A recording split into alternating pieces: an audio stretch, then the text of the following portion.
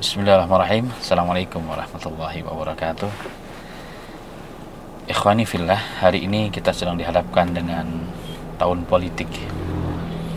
Dalam Al-Quran yang merupakan petunjuk bagi manusia, petunjuk bagi kaum muslimin, memberikan sifat atau arahan bagaimana kita memilih seorang pemimpin. Dalam Al-Quran Allah Subhanahu wa Ta'ala berkisah tentang kisah Nabi Musa yang ingin dipilih menjadi seorang yang memangku amanah untuk mengembalikan atau untuk mengembalakan kambing-kambing dari salah seorang Nabi Allah, yaitu Shu'aib alaihi salatu wassalam.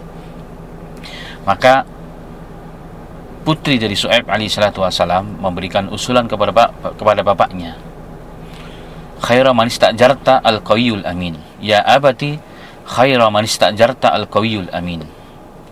Wahai bapakku, sebaik-baik orang yang kau ingin pekerjakan, orang yang ingin kau berikan amanah adalah al-qawiyyu dan al-amin. Al-qawiyyu itu apa? Artinya kuat, dan juga orangnya amanah.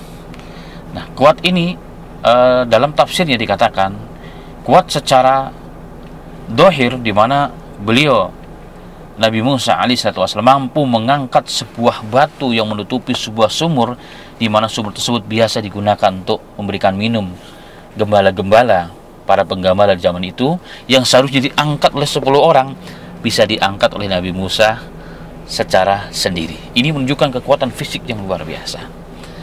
Dan memang seorang pemimpin wajib kuat.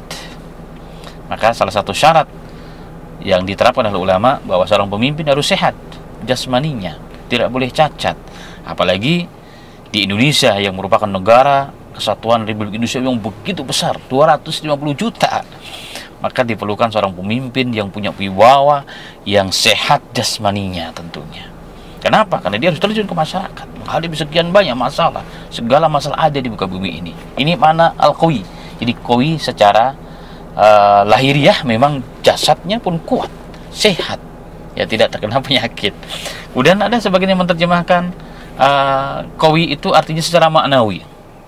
Jadi dia memang ahli, punya kapasitas, kompetensinya itu ada. Jadi betul-betul dia menjadi orang yang hebat dengan proses. Segala yang dibutuhkan menjadi seorang pemimpin, dia punya kompetensi itu, dia miliki. Kenapa? Karena yang dihadapi adalah masyarakat yang begitu banyak dengan segala perbedaan kesukuan, perbedaan karakter pastinya, bahkan perbedaan agama. Dan ini perlu kemampuan seseorang, di mana dia punya kemampuan untuk berdiplomasi, berkomunikasi dengan baik dengan masyarakat, sehingga masyarakat bukan menjadi musuhnya, tapi masyarakat adalah tanggung jawabnya yang harus dibenahi dari segala sisinya. Maka al-qawi mengandung makna yang cakupan yang begitu luas.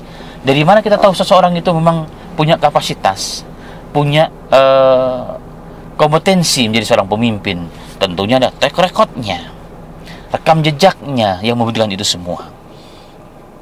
Dan ini adalah arahan dari Quran. Maka ciri pertama seorang pemimpin harus al-qawi, jasmaninya dan maknawinya. Tentunya rohaninya juga.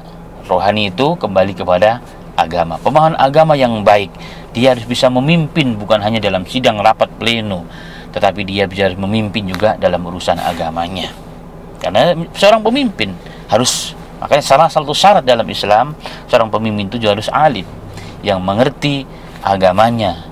Dia bertoleransi dengan agama yang lain, tapi bukan berarti mencampur aduk akidahnya dengan yang lain. Itu yang pertama. Yang kedua, Quran memberikan isyarat di sini adalah al-amin. Al-amin adalah yang dipercaya. Al-amin dipercaya. Orang itu bisa menjadi amanah dua sebab.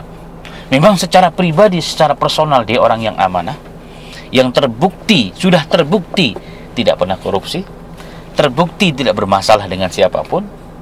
Dan yang kedua, dia mampu membuat regulasi, memanage dengan sesuatu regulasi yang baik, sehingga orang tidak bisa untuk berbuat tidak baik, sehingga orang dipaksa untuk amanah. Dan ini amanah ini bukan akan menjadi amanah, tapi sudah terbukti amanah. Artinya track recordnya, jejaknya itu bisa dicek bahwa dia memang orang yang amanah. Tidak menjadikan jabatan sebagai kesempatan. Jabatan ini kan amanah. Jabatan ini adalah tanggung jawab, bukan ghanimah, bukan kesempatan untuk mengumpulkan harta, menumpuk harta untuk 7 keturunan. Bukan.